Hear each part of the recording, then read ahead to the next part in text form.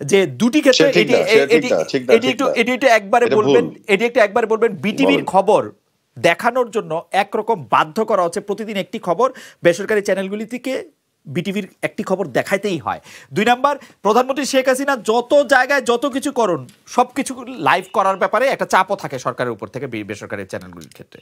সেই ক্ষেত্রেও যদি কিছু বলেন একবারে যদি বলেন। আচ্ছা, এবার আসি, একবারে বলি। প্রথম প্রশ্নটি আপনার যেটা ছিল যে সরকার তার নিজেদের লোকের মাধ্যমে টেলিভিশন চ্যানেলগুলো দিয়েছে। আপনাকে আমি আজকেও বলতে পারি যতগুলি প্রাইভেট টেলিভিশন চ্যানেল আছে আপনি একটু ইনভেস্টিগেট করে দেখেন কারা তার ওনারশিপে আছে। As I speak to you, এই মুহূর্তে আপনার সাথে কথা বলছি, আপনি দেখবেন বেশিরভাগ টেলিভিশন চ্যানেলের ওনারশিপে আওয়ামী লীগের সাথে সংশ্লিষ্ট লোকজন নাই। আপনি এমন লোকজন পাবেন যারা কখনোই না, আপনি তার লেটেস্ট তথ্য নাই আপনার কাছে। আপনি 30টা টেলিভিশন চ্যানেল একটু ঘেটে আপনাকে দেখতে হবে। আপনি তাদের জয়েন্ট স্টক থেকে তাদের যে ওনারশিপের কাগজ বের করেন, আপনি দেখবেন যে অনেকগুলি টেলিভিশন চ্যানেল এবং বেশিরভাগই চ্যানেল আসলে বিভিন্নভাবে বিভিন্ন জনের হাতে আছে এবং ওইভাবে অপারেটেড হচ্ছে। This is number 1। নাম্বার 2, আপনি যেটা বলছেন একটু মনে করে দেন আমাকে, বিটিভির কথা বলছেন, রাইট? আচ্ছা, যে খবর দেখাতে বাধ্য করা হয়, রাইট। ওইটা বাধ্য না, ওইটা একটা সরকারের তো কিছু নিয়ম কানুন কিছু থাকে, তো তার মধ্য দিয়ে সরকার মানে হচ্ছে যেটা রাষ্ট্রকে রিপ্রেজেন্ট করছে এবং রাষ্ট্রের কিছু বিষয় থাকে যেটা যেভাবে রাষ্ট্র চিন্তা করে। এখানে তো প্রফিটেবিলিটির জায়গা থেকে রাষ্ট্র চিন্তা করে না, কিন্তু প্রাইভেট চ্যানেলকে কিন্তু তার প্রফিটেবিলিটি চিন্তা করতে হয়। গণমাধ্যম জনস্বার্থে এবং এটার সাথে ব্যালেন্স করতে হয়, কিন্তু সরকারকে কিন্তু জনস্বার্থকে প্রায়োরিটাইজ করতে হয়। যে কারণে এইসব কিছু মাথায় রেখে 24 ঘন্টার মধ্যে একটা সামান্য সময়ের জন্য সরকারি সেই টেলিভিশনের ইয়েটা হয়তো তারা রাখে এবং এটা হয়ে আসছে এখন পর্যন্ত। সেটা আসলে ফার্দার আমরা ফিউচারে আরো আলাপ আলোচনা করে দেখতে পারি এটা কতটুকু উপযোগিতা আছে কি নাই। তবে যেহেতু হয়ে আসছে, এখনো হচ্ছে, এটা আপনার সাথে একমত, এখন এটা চলছে। আচ্ছা, আমি টেলিভিশন গুলোকে প্রধানমন্ত্রীর প্রোগ্রাম বাধ্য করা হয়, এটি সঠিক নয় জি লাইভ প্রচার করতে। এটা টেলিভিশন গুলোই পাগল হয়ে থাকে তাদেরকে যাতে জানানো হয়, কারণ প্রধানমন্ত্রীর যে কোনো প্রোগ্রামকে লাইভ দেখানোর যে বিষয়টি, সেখানে তারাই এটা করতে চায়, বা বিভিন্ন মন্ত্রীদের, বা এমনকি শুধু মন্ত্রী না, বিরোধী দলের অনেক নেতাদের, ইভেন অনেক ছোট ছোট দল যাদের ধরেন অল্প কিছু ভোটও নাই, কিন্তু সামহাও তারা টেলিভিশনের মাধ্যমে সেলিব্রিটি হয়ে উঠেছেন, কখনো তাদেরটাও দেখানো হয় লাইভ। কখনো তারা গুরুত্বপূর্ণ থাকেন, সেটি লাইভ করবেন, কিন্তু প্রধানমন্ত্রীটা একদমই নির্বাহী আদেশের মতো একটা স্ট্যান্ডিং অর্ডারের মতো থাকে কিনা, যে প্রধানমন্ত্রী গণভবন থেকে এটা আমার জানা নাই, এরকম কোন আমার মনে হয় না, এটা আমার মনে হয় না। তবে প্রধানমন্ত্রী যখন বিদেশে সফর করেন, করে দেশে আসার পরে যখন মানে প্রেস কনফারেন্সের মাধ্যমে জাতিকে, জনগণকে জানান যে এটা যেটা একটা সাংবিধানিক একটা প্র্যাকটিস, সেই সময় সবগুলো টিভিকে বাই ডিফল্ট এটা দেখানোরই কথা, কারণ জনগণের কাছে এই বক্তব্যগুলি পৌঁছানো প্রয়োজন। সেই কারণে গণমাধ্যমের কাজই তো তাই। প্রধানমন্ত্রী কেন ব্রিফিংটা করছেন, প্রধানমন্ত্রী কি বলেন ওখানে, কোথায় গেলেন, কার সাথে দেখা হলো, কি আলাপ হলো এবং কি পেয়েছেন, কি দিয়েছেন, কি হলো, সেগুলোই তো বলা, এটা জানানো তো কাজ। প্রধানমন্ত্রীটা করা হচ্ছে, এটা কিন্তু আওয়ামী লীগ সভানেত্রীর বক্তব্য প্রচার করা হচ্ছে না। মানে প্রধানমন্ত্রীর বক্তব্য বিদেশ থেকে আসলে বা অন্য কোনো সময় সেটি আসলে একটি ভিডিও স্টোরিও করা যেতে পারে, কিন্তু সেটি সবসময় লাইভ করা হবে কেন, সেটি আপনি বলছেন যে এটি টেলিভিশনগুলি ইন্ডিপেন্ডেন্টলি ডিসিশন নেয়। আমি আরেকটা বিষয় একটু কৌতূহলী হচ্ছে, আপনি বলছিলেন যে আসলে টেলিভিশনগুলি মালিকানাতে আওয়ামী লীগের ঘনিষ্ঠ লোকেরা নাই, সেটি কি ইন্ডিপেন্ডেন্ট, যমুনা, সময়, হ্যাঁ তারা তো গুরুত্বপূর্ণ, ইন্ডিপেন্ডেন্ট, যমুনা, মানে বেশিরভাগ নাই, মানে 30টার মধ্যে। আপনাকে আমি বলি, যমুনাতে তো নাই, যমুনাতে কে আছে, সময় টিভিতেও নাই না, জাতীয় পার্টি আর আওয়ামী লীগ তো ভাই 26টা কোথায়, তাহলে আপনার দোহারে কি করলো আজকে, ঢাকা একে কি হলো যদি ভাই হয়। এখন এটা তো আপনার ব্র্যান্ডিং, কিন্তু আপনি বলছেন আওয়ামী লীগের, আমি তো বলছি আওয়ামী লীগের না। আপনি ইয়েতে দেখেন না, সময় টিভিতে কোথায় আছে, সময় টিভির সবচেয়ে বেশি মালিকানা কার, এবং তাই সেই ব্যক্তির সাথে আওয়ামী লীগের কোন কালে কোথায় সংশ্লিষ্টতা ছিল। আপনি আর একটা কি চ্যানেল বলেছেন, কোনোটারই নাই, ইন্ডিপেন্ডেন্ট, হ্যাঁ ঠিক আছে, এখানে ইন্ডিপেন্ডেন্ট, ঠিক আছে ইন্ডিপেন্ডেন্ট আছে, কিন্তু আপনি 71 টিভিতেও নাই, বা আরো চ্যানেল 24-এও নাই। চ্যানেল 24 কোথায় আছে, যিনি মালিক তিনি তো আওয়ামী লীগের কোনো পদে নাই, বরং আওয়ামী লীগকে পরাজিত করে উনি। এবং আপনি দেখেন ইলেকশন গুলি কিভাবে প্রচার করা হয়েছে, চ্যানেল 24 যমুনা দেখলে তো আপনি বুঝতে পারবেন, কাজে ওই অর্থে আসলে নাই। আপনি বলছেন যে মানে আওয়ামী লীগের লোক না হলে আওয়ামী লীগের পছন্দের লোক আছে কিনা, সেটি ছিল আমার প্রশ্ন। আচ্ছা, আমি অন্য একটা বিষয়ে আসি, সেটি হচ্ছে যে সরকারের মুখপাত্র বা যেটি আসলে আমার প্রথম দিকের প্রশ্নের সাথে একটু সম্পর্কিত, সরকারের মুখপাত্র বলে কি এই সরকারের কোনো কিছু আছে?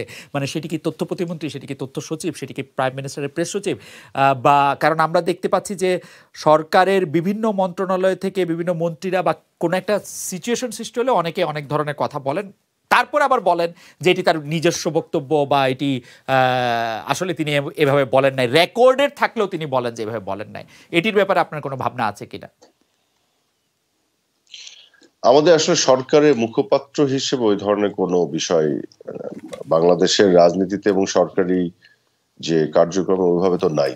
কিন্তু প্রেস সেক্রেটারি যে বক্তব্যগুলি দেন সেটি তো অবশ্যই একটা অফিসিয়াল এবং মানে অফিসিয়াল বক্তব্য হয়, বা ক্যাবিনেট সচিব যখন ক্যাবিনেট মিটিং এর পরে বক্তব্য দেন ওগুলো একেবারে অফিসিয়াল বক্তব্য। কিন্তু মন্ত্রীরা যখন কোনো প্রেস কনফারেন্স করেন, ব্রিফিং করেন, বিভিন্ন বিষয় নিয়ে কথা বলেন, তখন সেগুলো হচ্ছে সেই মন্ত্রীর বক্তব্য, আপনি বলতে পারেন সরকার পক্ষের কারো, কিন্তু সরকারের অ্যাজ এ হোল মুখপাত্র হিসেবে বক্তব্য সেটি ওই ধরনের প্র্যাকটিস আমাদের এখানে আসলে নাই। তবে মাননীয় প্রধানমন্ত্রী যদি কোনো বক্তব্য দেন, পার্টির সেক্রেটারি যদি কোনো বক্তব্য দেন, সেটিকে মোটামুটি সরকারের বক্তব্য হিসেবেই বা পার্টির বক্তব্য হিসেবে নেওয়া যেতে পারে। আমি এই প্রসঙ্গটি সর্বশেষ, আপনি জানেন যে ডিএফপি রিপোর্ট বলে একটি ব্যাপার আছে, যেটি হচ্ছে পত্রপত্রিকার সার্কুলেশন কত সেটি এটি দেখায়। সাধারণত এই ডিএফপি রিপোর্টটি নিয়েই হচ্ছে সবচেয়ে বেশি প্রশ্ন তোলা যায়, কারণ এমন অনেক পত্রিকার নাম শুরুর দিকের মানে শীর্ষস্থানে আমরা দেখতে পাই যাদের আসলে সার্কুলেশনের দিক দিয়ে যাদের এই সংখ্যাটি খুবই অবিশ্বাস্য। অনেক পত্রিকার সার্কুলেশন আসলে অবিশ্বাস্য এই ব্যাপারে, এবং এটির উপর নির্ভর করে সরকারি বিজ্ঞাপন পাবে কি পাবে না সেটি নির্ভর করে। এটি আসলে আদ্যপান্ত একটি মিথ্যা কথাই, কারণ সংসদে এগুলি অনেকবার বলা হয়েছে। এটি নিয়ে আপনি কোনো কিছু করবেন কিনা?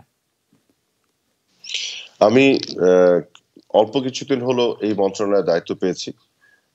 এই এত নিটিগ্রিটিসে আমার এখনো ঢোকার সুযোগ হয়নি, তবে আমি নিশ্চয়ই বিভিন্ন বিষয়গুলোর মধ্যে আরো বেশি করে গভীরভাবে ঢুকবো এবং এগুলো বোঝার চেষ্টা করব।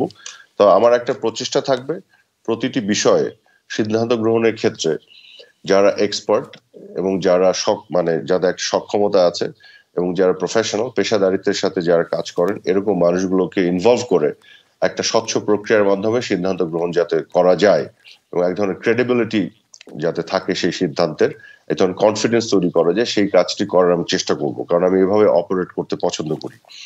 তো সেই জায়গা থেকে আমি অবশ্যই আমার প্রচেষ্টা থাকবে এবং আপনাদের কাছ থেকেও আমি বিভিন্নভাবে সহযোগিতা চাই, গণমাধ্যমের সাথে আপনারা যারা সংশ্লিষ্ট আছেন। আমার একটা অনুরোধ থাকবে যে সবাই পাবলিকলি প্রফেশনালিজম বা যে পেশাদারিত্ব, অনেস্টি, ইন্টেগ্রিটি এবং সততা এবং আমরা চাই, এবং আমরা এটা প্রাইভেটলিও যাতে একই জিনিস চাই, সেই বিষয়টি যদি থাকে তাহলে আমার মনে হয় কাজগুলি করতে আমাদের সুবিধা হবে। আমার শেষ প্রশ্ন, আন্তর্জাতিক মহল বাংলাদেশের সর্বশেষ নির্বাচনটি একরকম মেনে নেয়নি, যদিও আসলে তারা একটা ওয়ার্কিং সম্পর্ক রেখেছে।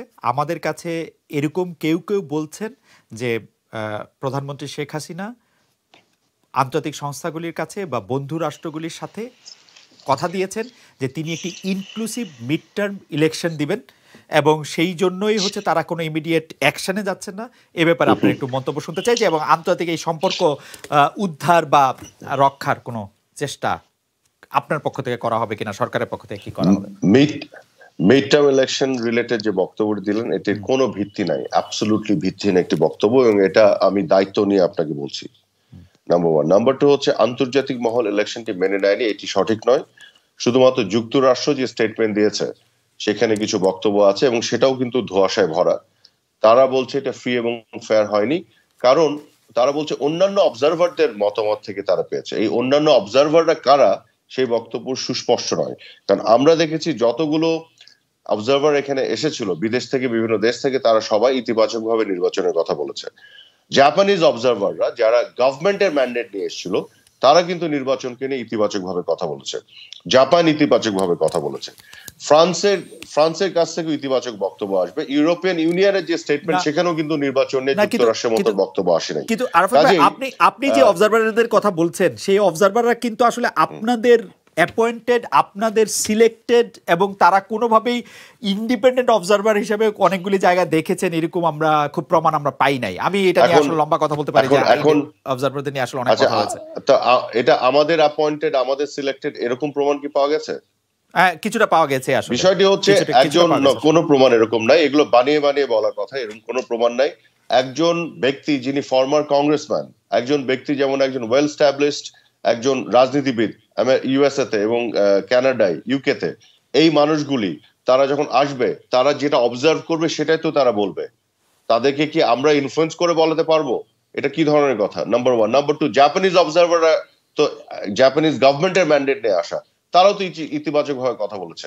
এতগুলো মানুষ আসলো, তারা তো রাস্তা থেকে ধরে আনা মানুষ না, তাদের প্রত্যেকের একটা সোশ্যাল স্ট্যান্ডিং আছে যার যার দেশে। তো সেই মানুষগুলো এসে যেটা দেখেছে সেভাবে বক্তব্য দিয়েছে। তো সেই জিনিসগুলোকে গ্রহণ না করার কোনো কারণ নাই। বরং যুক্তরাষ্ট্র যে বক্তব্য দিয়েছে অন্যান্য অবজারভার, সেই অন্যান্য অবজারভাররা কারা এটাকে খুঁজে পেয়েছেন কিনা আপনারা এটা একটু খুঁজে দেন। এটা তো আমরা খুঁজে পাচ্ছি না। তারা তো স্পেসিফিকলি বলতে পারছে না কোন অন্যান্য অবজারভাররা, রাইট? কাজে ওইখানে বরং ধোঁয়াশা আছে। বরং যে অবজারভাররা ইতিবাচক ভাবে কথা বলেছে তারা কিন্তু ট্রান্সপারেন্টলি সবার সামনে যা কিছু করেছে, তাদের কাজগুলো সবার সামনে করেছে, বক্তব্য সবার সামনে দিয়েছে। আপনি যাদেরকে ইন্ডিপেন্ডেন্ট অবজারভার বলছেন তাদের মধ্যে একজন ব্রিটিশ নাগরিক আছেন, আপনি জানেন তার নাম। তাকে আমরা দেখেছি যে এর আগে আওয়ামী লীগের একজন মন্ত্রীর রাজনৈতিক কর্মসূচিতেও তিনি অংশ নিয়েছেন। তো তারপরে এরকম আসলে অবজারভারদের নিয়ে অনেকগুলি কথাই আমি আসলে বলতে পারতাম, এখন এটা সময় নেই। কিন্তু আপনি বলছেন যে তারা ইন্ডিপেন্ডেন্টলি এই নির্বাচনকে ভালো বলেছেন। যুক্তরাষ্ট্র নিয়ে আপনি বলছিলেন যে তাদের কিছু ধোঁয়াশা সম্পন্ন কিছু ব্যাপার আছে। যুক্তরাষ্ট্রের সাথে সম্পর্কটা নিয়ে এখানে অনেকে অনেক কথা বলছেন। এটি নিয়ে আপনি আজকের বক্তব্য শেষ করবেন কিনা, যে যুক্তরাষ্ট্র আসলে বাংলাদেশকে অনেক বড় আমি ওইটা কিন্তু পরিষ্কার হয়নি। আপনি কার কথা বললেন যে আওয়ামী লীগের কোন মন্ত্রী কোথায় পার্টিসিপেট করছে, I am not sure about that, এটা আমি জানি না। কিন্তু একজন ব্যক্তির কথা বলছেন, এখানে তো একাধিক অবজারভাররা ছিল।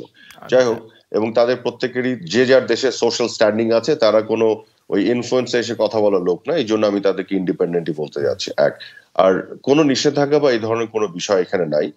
আমাদের কথা হলো যে নির্বাচনটা একটা সাংবিধানিক বাধ্যবাধকতা। আওয়ামী লীগ গত 15 বছর অনেকগুলি রিফর্মস ইনিশিয়েটিভ নিয়ে ইলেকশন কমিশনকে শক্তিশালী করেছে, স্বচ্ছ করেছে।